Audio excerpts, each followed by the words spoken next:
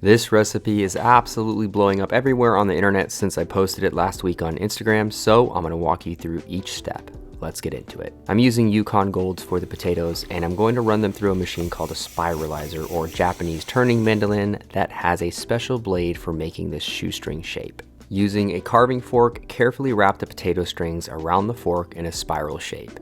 It's okay if it's a little tapered, just try to keep it in a relatively uniform shape. Fry each bundle in oil that's set to 275 to 300 degrees Fahrenheit for approximately 2 to 3 minutes. Try to get as little color on them as possible at this stage. Take the potato bundle out of the oil and let it sit for 10 to 15 seconds before removing it from the fork.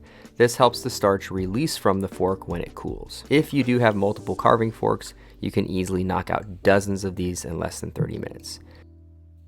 While you're waiting, finely chop up the parsley, chives, and rosemary. Then you're going to add the sour cream to a bowl, then the herb mixture, onion powder, and some salt and pepper. Just don't forget to squeeze in a little bit of lemon juice for acidity.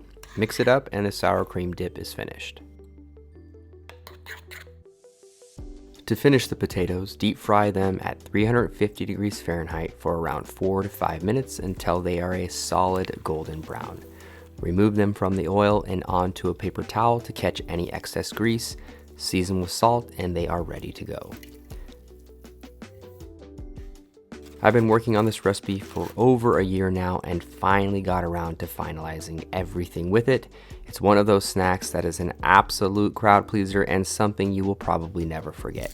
Share this video with your friends and family, especially if they're a potato lover. I'll see you very soon with another recipe. Until next time, stay creative in the kitchen.